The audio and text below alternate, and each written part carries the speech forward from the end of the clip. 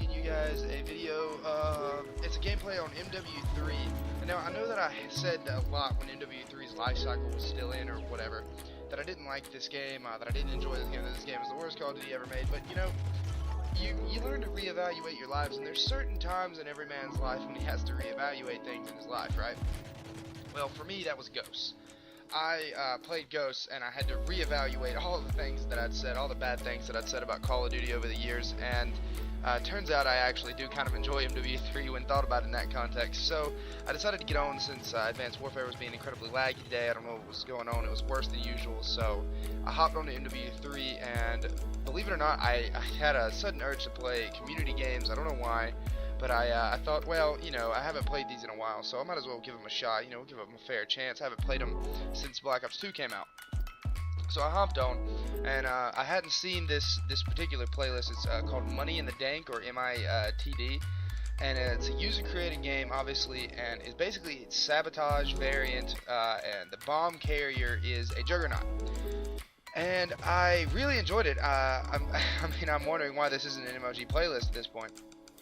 The whole purpose of the game is, it's literally sabotage, except that when you get the bomb, you're a juggernaut, and that brings a whole new aspect because you can just, you have two choices. You can sit around with your Desert Eagle like these guys do, or you can rush to the bomb like I do when I get it, the juggernaut, and I get bomb carrier, and go ahead and plant and try to win the game. And it's very chaotic. It's a lot of fun, and one of the biggest things is that you can't have your own classes. There's custom classes made. You don't get to see it in this video because I already had it chosen before I started recording, but there are 4 custom classes, I think.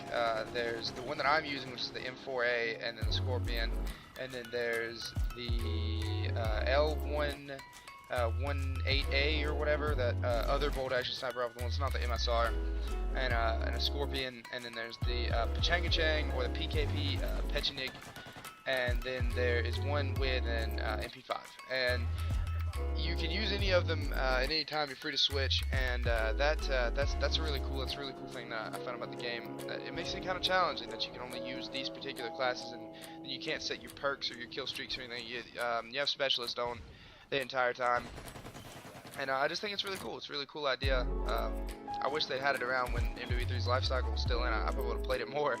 There was one other thing that I was going to say about this. Okay, well, whatever. I'll just move on. So, what I want to talk about today is Advanced Warfare and how I feel about it now that it's been out for a little while, and you know, the things that I'd like to see change. So I guess I'll just go ahead and jump right into this. Advanced Warfare, right? I mean, I really enjoy the game. I really do. It's great. It's a great game, and I think it's going to be better once I upgrade to Xbox One, which I'm going to be doing here before the end of December, before the end of the year.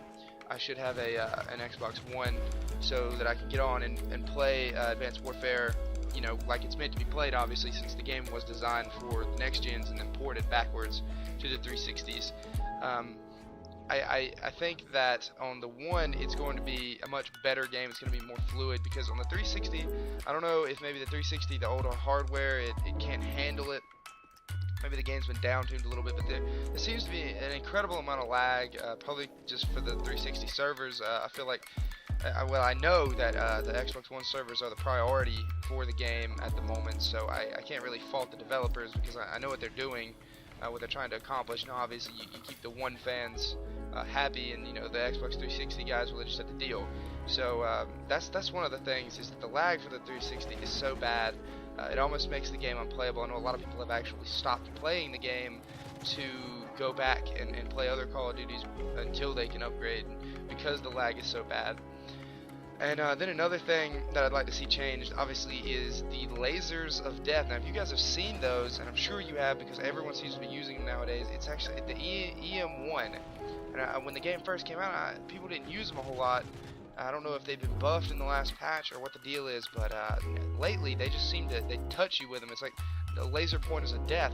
They hit you and you die, and there's not really a whole lot you can do about it. If they burst fire, it seems like the first little bit of the laser hits faster. I don't know.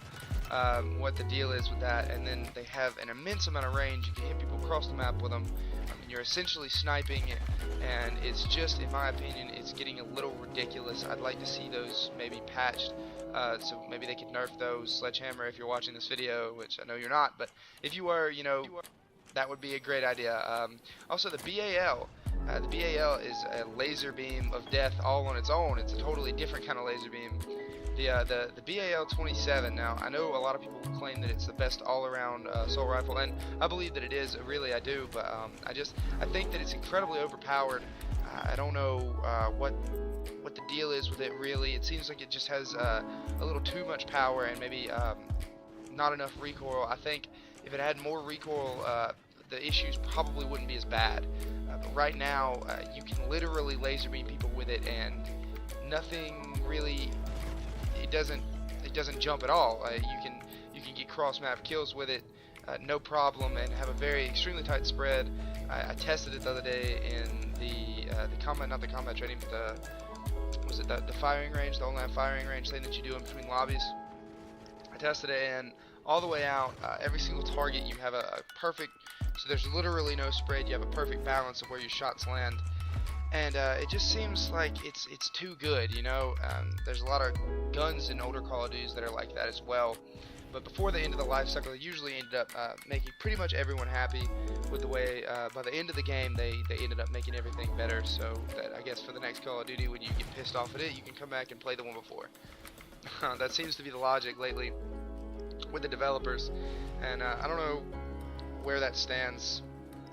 I don't know if that's true or not, but man, it certainly seems like it. Another thing I want to talk about is competitive wise for for Advanced Warfare. I follow a lot of pro players on Twitter, and I watch their YouTube videos, and I see the complaints that they're having. And I'm gonna be playing GBs and UMGs on the one once I get that, obviously, and I haven't bothered with it on the 360 because I definitely don't want to be playing online against people where I'm putting up credits or betting money or anything like that. It just seems I wouldn't want to do that to myself. But I follow a lot of the pro players, and I see their complaints. And one of the biggest things is the problem with the glitches on Capture the Flag. I know that that's a big issue. Apparently, there's like an invisibility thing or something like that. I don't know. Hopefully that gets patched as well, because I really wouldn't want to see any tournaments going that way. Or anything like that. So, but all in all, I think Advanced Warfare is probably one of the better Call of Duties to come out lately, and it just needs a little help. You know, it is really good. The concept is really good, and I think with the upcoming patches, it's still very early on in the game, man. There's still time for things to be fixed. There's still a lot of time for things to be fixed. So I don't think that we should stress just yet about it being a horrible game. Franchise ruining Call of Duty. But anyways, guys, this is the end of the video, so be sure to like, comment, and subscribe. I'll see you.